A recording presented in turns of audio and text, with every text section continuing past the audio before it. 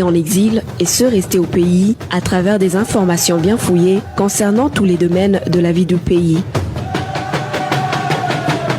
Le magazine Humura Burundi est diffusé sur le web via le site de la RPA www.rpa.bi. Humura Burundi.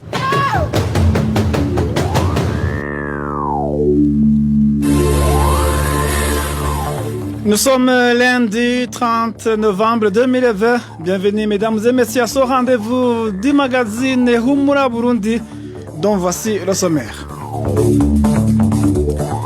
L'ambassadeur burundais en Russie réclame une réunion urgente du groupe de diplomates africains basés dans ce pays pour discuter sur le cas de tuerie des étudiants africains en Russie, dont 3 Burundais assassinés dans une période d'une année seulement. L'Organisation internationale de défense des droits humains Human Rights Watch demande au gouvernement tanzanien d'enquêter sur les cas d'enlèvements et tortures des réfugiés burundais dont les responsables seraient des éléments de la police tanzanienne et du service de renseignement. L'Observatoire de lutte contre la corruption et les malversations économiques, OLICOM, alerte sur l'éventuelle faillite de des sociétés publiques, l'ONATER et la Régie des eaux. Onésime Doshimagize est à la présentation de ce magazine. L'équipe technique est composée par Lissi Kabera et ingénieur Egide Memero.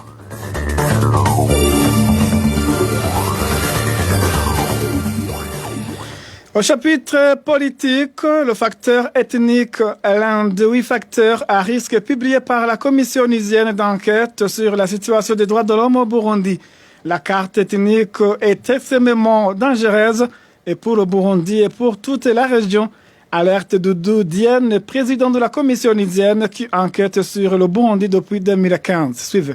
Le facteur ethnique a constitué dans tous nos rapports, depuis que la commission d'enquête a été créée, un facteur de risque extrêmement sensible et important dans toute la région et notamment au Burundi. Et nous avons documenté la sensibilité et la fragilité de ce facteur dans tous nos rapports. Et évidemment, dans le prochain rapport que nous allons présenter et dans la documentation que nous allons faire de tous ces facteurs de risque, une attention particulière sera portée sur la question ethnique, parce que nous savons sa profondeur historique, elle date de très loin, mais également sa prégnance culturelle et politique dans la région et notamment au Burundi. Et notamment le fait que ce facteur-là est au cœur des accords d'Arusha. La manipulation de la carte ethnique que fait le régime Ndayishimiye à travers l'identification ethnique de tous les fonctionnaires d'État intervient dans un contexte de violation généralisée des droits de l'homme. Pourtant, ajoute Doudou Diène, le successeur de feu Pierre Nkurunziza avait la possibilité de changer complètement la donne. Encore une fois, Doudou Diène, président de la commission onusienne d'enquête sur le Burundi. L'information centrale qui figure dans notre rapport, donc plusieurs mois après la prise de pouvoir du nouveau régime, notre conclusion a été que notre observation et documentation de la situation des droits de l'homme, nous concluons qu'il y avait une persistance des violations des droits de l'homme et qu'il n'y avait pas de changement qualitatif. Nous avons indiqué quelques facteurs de risque qui prouvaient cette persistance des violations des droits de l'homme. 1. Nous avons signalé au Conseil des droits de l'homme que les prisonniers politiques qui ont été arrêtés, notamment des journalistes et autres, sont maintenus en prison, n'ont pas été libérés. 2. Il n'y a pas de diminution des violations des droits de l'homme. 3. La situation d'impunité qui explique les violations des droits de l'homme commises par différents mécanismes, notamment les Imbonerakure. Cette situation d'impunité persiste et demeure. Et donc la question de l'indépendance de la justice est encore posée. Nous avons signalé qu'un facteur important, la coopération du Burundi avec les institutions régionales et internationales n'a pas été à changer. Le bureau du haut-commissaire des droits de l'homme qui a été fermé n'a pas été rouvert. Et même dans un contexte de pandémie grave pour l'ensemble des pays du monde, le bureau de l'OMS n'a pas été rouvert. Et enfin, l'espace démocratique n'a pas qualitativement changé. Nous avons donné au Conseil des droits de l'homme et nous l'avons publié dans nos rapports les facteurs de risque qui peuvent permettre d'analyser de manière rigoureuse, objective, la situation des droits de l'homme. Donc, la balle est du côté des autorités burundaises. Le Burundi est en train de traverser une phase historique extrêmement importante par le changement de présidence. Le Burundi a la chance historique de changer cette situation et donc de traduire en réalité et de manière durable le respect des droits de l'homme. Ce fichage ethnique de tous les agents de l'administration publique a été fait à travers un recensement lancé vers la fin du mois d'octobre et qui s'est clôturé au début de ce mois de novembre. À la fin de ce recensement des fonctionnaires d'État, le gouvernement a décidé de l'étendre au secteur privé et para-étatique. Ce recensement exigeant entre autres l'identification ethnique a soulevé des inquiétudes chez le président, se demandant à quelle fin seront utilisées ces informations, surtout l'ethnie des recensés. Parlons sécurité à présent. 5 personnes ont été assassinées dans différentes localités du pays la semaine écoulée. La plupart d'entre elles ont été poignardées. Le bilan hebdomadaire de la sécurité avec Vicky Christianinheritz. Une femme de la colline Mngarangabo, commune de Mugina, province de Chibitoke, a récemment été poignardée par son propre fils de 16 ans. Cet enfant a tué sa propre mère à l'aide d'un couteau ce dimanche. Les mobiles de cet assassinat ne sont pas encore connus. Le même jour, un autre corps sans vie d'une fille non encore identifiée a été retrouvé dans la localité Mranzali, commune Songa, en province Bururi. Selon les sources sur place, cette jeune fille aurait été poignardée par son petit ami avec lequel elle avait passé toute la journée. Une autre personne tuée au cours de la semaine, selon le bilan de la RPA, c'est Séverin Nduhirubusa, de la colline Guitois, commune Butezi, en province Ruyigi.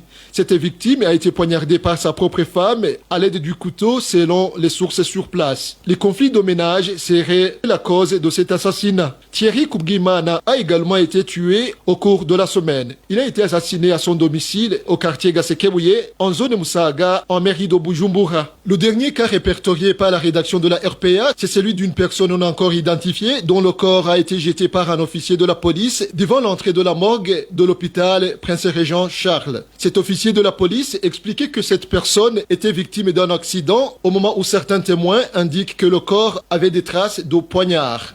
Vicky Chris Ninheretse, 3 étudiants burundais ont été tués sur le territoire russe dans une période d'inenserrement. Ces décès ont incité l'ambassadeur burundais à réclamer une réunion érigeante du groupe de diplomates africains basés en Russie. Le point avec Eroge Diveremesh. Ces 3 étudiants burundais ont été tous assassinés en Russie entre le mois d'août 2019 et le mois de novembre en cours. Toutes ces victimes étaient des étudiants qui avaient été envoyés poursuivre leurs études en Russie via des bourses d'études offertes par ce pays dans le cadre du partenariat avec le Burundi. La dernière victime en date qui a perdu la vie en Russie était connue sous le nom d'Egide Ngengurutse. C'était en date du 20 novembre 2020. L'autre victime est Jolivette Makoloka, dont le cadavre a été découvert le 25 octobre 2020.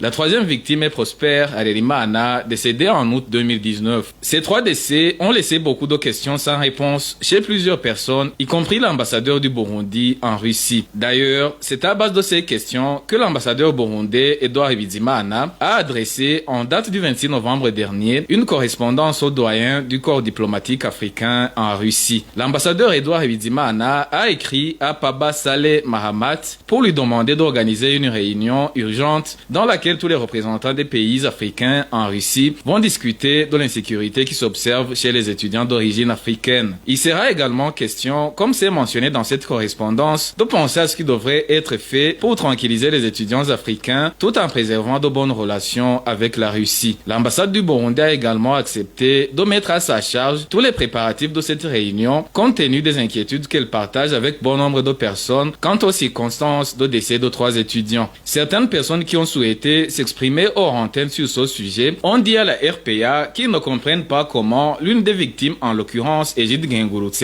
est décédée le 20 novembre dernier et que 5 jours plus tard, une autre personne ayant des liens avec la Russie a été tuée à Bujumbura. Cette dernière est Thierry Kubgimana, un ancien étudiant en Russie qui vivait au Burundi. Il avait rejoint le pays à la fin de ses études et travaillé jusqu'à sa mort en date du 25 novembre dernier dans une société russe d'exploitation des minéraux basée au Burundi. Il pense que la mort de Thierry Kubgimana aurait des liens avec la Russie, le pays dans lequel il a fait ses études. Merci à toi aussi, Eroge Diveremesh. Enlèvements et tortures, tels sont certains des châtiments infligés à pas mal de réfugiés burundais hébergés dans différents camps en Tanzanie. L'Organisation internationale de défense des droits humains Human Rights Watch impute ces actes aux éléments de police et aux agents du service de renseignement. Human Rights Watch demande au gouvernement tanzanien d'enquêter sur ces éléments. Le point avec Emmanuel Nyungeko. Au moins 18 réfugiés burundais se trouvant sur le sol tanzanien ont été victimes des dispersions forcées et de la torture, des abus graves, selon le rapport publié ce lundi 30 novembre par Human Rights Watch, des abus qui ont été commis depuis la fin de l'année 2019. Cette organisation internationale de défense des droits humains implique les autorités tanzaniennes dans ces actes. La police et les services de renseignement ont, selon Human Rights Watch, détenu arbitrairement et dans des conditions déplorables durant plusieurs semaines 11 réfugiés burundais. En août dernier, 8 de ces Burundais ont été conduits de force au Burundi où ils sont détenus sans chef d'accusation, indique cette organisation. Pour Human Rights Watch, le sort de plusieurs victimes de dispersion forcée est toujours inconnu. Les dispersions forcées des réfugiés et de demandeurs d'asile burundais dont sont responsables les autorités tanzaniennes sont des crimes odieux, notamment en raison de l'angoisse et de la souffrance causée aux membres des familles, selon Mosi Segun. Selon la directrice de division Afrique de Human Rights Watch, la plupart de ces réfugiés ont fui des abus similaires au Burundi. Le gouvernement tanzanien devrait, de manière urgente et impartiale, enquêter sur ces allégations, déclare Mosi Segun.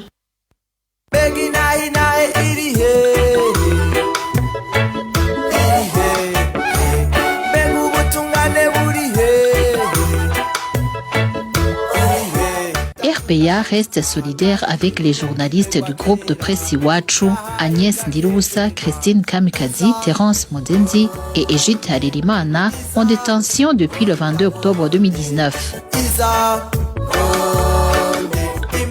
Ils ne sont victimes que de leur métier de journaliste.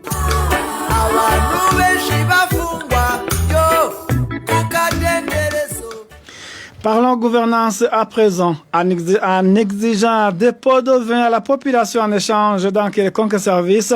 Les administratifs à la base vont à l'encontre des déclarations du chef de l'État.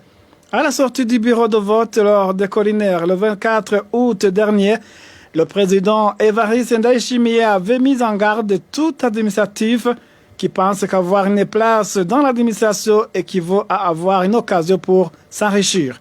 Je vous propose d'écouter Évariste Ndayishimiye, président de la République du Burundi. Je voudrais ici faire un clin d'œil à ceux qui seront élus, qu'ils soient conscients de pourquoi ils auront été élus, qu'ils ne se représentent pas que être élu est une occasion pour exiger de la bière à la population ou alors une occasion de rançonner la population. Non, les choses ont changé et la population est éveillée. En plus, nous qui avons été élus au plus haut niveau, allons pas accepter ceux qui croient qu'être voté est une opportunité pour rançonner la population. Nous constatons que dans les villes, ces places sont beaucoup disputées. Qu'ils sachent bien qu'être élu n'implique pas une occasion pour s'enrichir. Être élu implique plutôt être le serviteur du peuple. Tu dois œuvrer pour le développement de ton peuple. De cette manière, tu auras de quoi te vanter. Le président burundais Évariste Ndayishimiye est interprété en français par Innocent Valentin Singirankabo. Pour rappel, à Gitega, certains administratifs au niveau des quartiers ou des collinaires exigent de l'argent pour pouvoir apposer leur signature sur des contrats de vente. L'Observatoire de lutte contre la corruption et les malversations économiques ORICOM alerte sur l'éventuelle faillite de deux sociétés publiques, l'ONATEL et la Régie des eaux. Dans une correspondance adressée au président de la République, l'ORICOM accuse les dirigeants de ces sociétés d'être impliqués dans le détournement des fonds. Le point avec Innocent Valentin Singirankabo. L'ORICOM demande à Évariste Ndayishimiye d'intervenir le plus tôt possible en vue de sauver les sociétés publiques qui sont sur le point de tomber en faillite. Dans cette correspondance adressée au président de la République, l'Observatoire de lutte contre la corruption et les malversations économiques rappelle d'abord que pas mal de sociétés publiques sont tombées en faillite ces dernières années à cause du problème de leadership et la mauvaise gouvernance de ces sociétés. Le LICOM dit craindre que la même situation ne se reproduise à l'endroit de l'ONATEL et la Régie des eaux ou dans d'autres sociétés publiques. Dans cette correspondance, le LICOM rappelle que selon le Premier ministre, l'ONATEL a déjà enregistré une perte de 17 milliards de francs burundais et que les services publics et privés ont une dette de plus de 75 milliards de francs burundais envers les deux sociétés Régie des eaux et l'ONATEL. Le LICOM se demande comment ces sociétés peuvent subir une telle perte alors qu'il existe des autorités et des organes d'inspection. Le LICOM demande au président de la République du Burundi de prendre des mesures conséquentes comme exiger de faire un audit financier externe chaque année et un audit organisationnel externe une fois les 3 ans, de faire passer un test de recrutement aux candidats qui vont diriger les sociétés publiques sur base des critères objectifs, de sanctionner sévèrement les coupables de mauvaise gestion, que la Cour des comptes, l'inspection générale de l'État et les commissions parlementaires, chacun en ce qui le concerne, fasse son travail dans le but de protéger la chose publique. Enfin, le LICOM sollicite l'instauration des comités d'éthique et de déontologie qui vont faire le suivi de mise en œuvre des outils de gestion dans les services publics.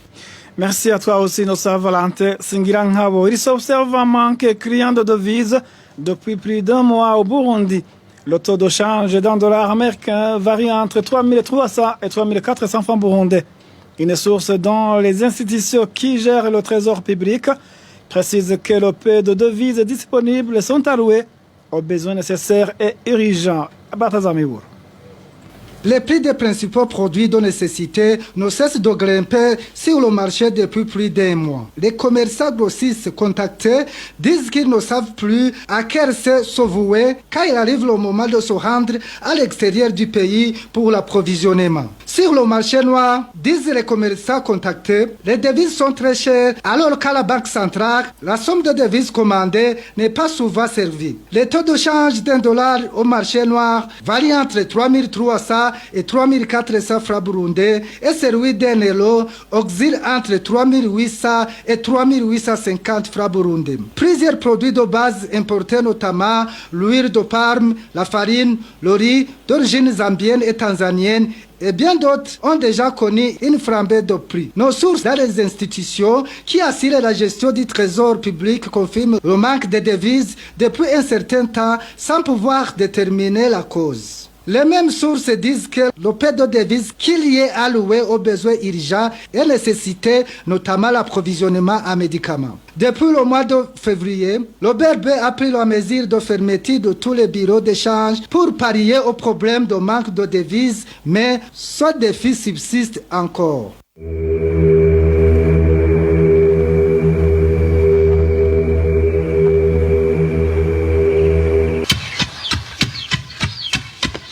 À la suite de l'adoption de la résolution 1820 le 19 juin 2008 par le Conseil de sécurité des Nations Unies, le viol a été qualifié de crime de guerre, crime contre l'humanité et crime constitutif de génocide.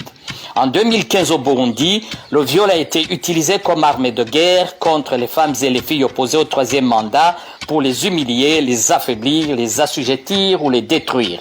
Aujourd'hui, ce crime est toujours d'actualité au Burundi. La RPA, en partenariat avec le MFFPS, Mouvement des femmes et filles pour la paix et la sécurité au Burundi, se sont joints au monde entier pour lancer à partir du 25 novembre 2020 16 jours d'activisme sur la sensibilisation et la lutte contre les violences faites aux femmes.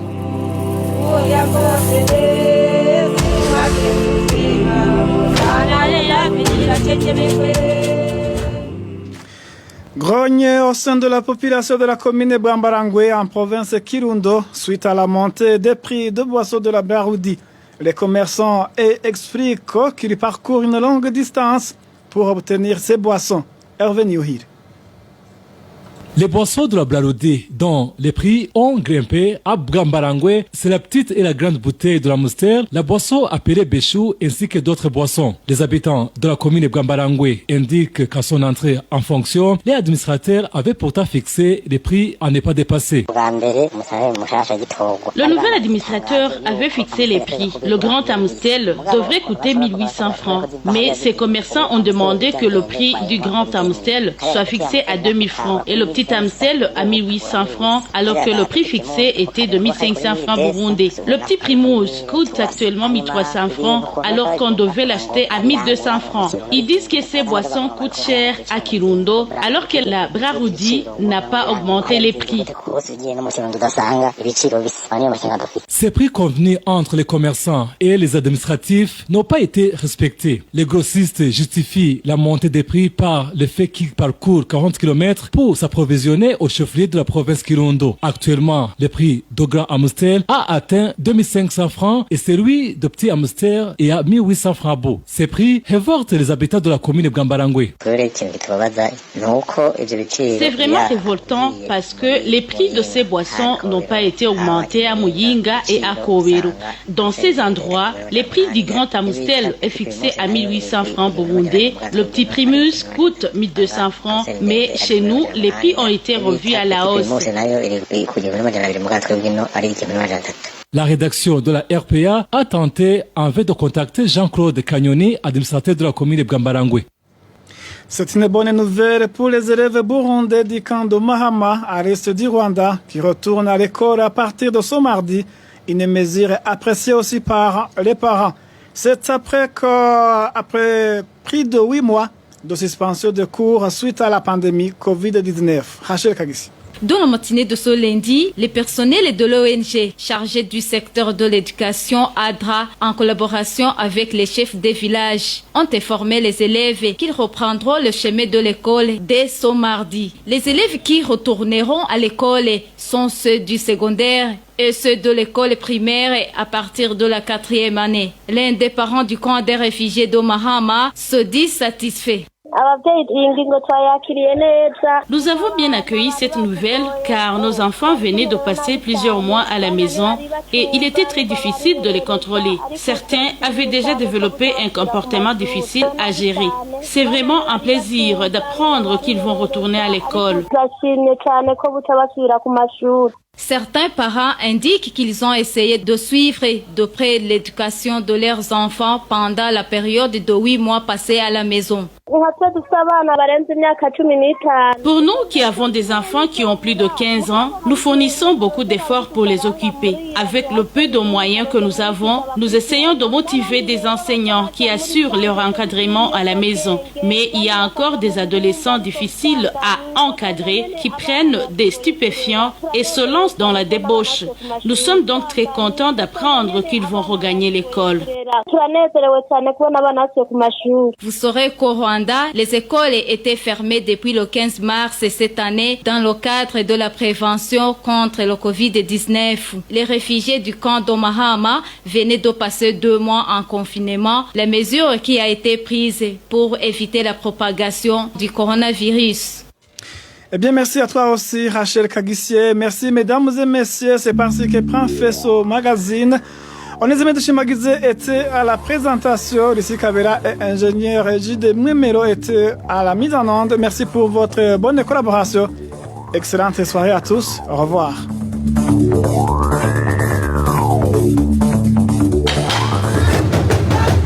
C'était le magazine Humura Burundi. Un magazine comprend pour relier les Burundais en exil et ceux toujours au pays à travers une information de qualité.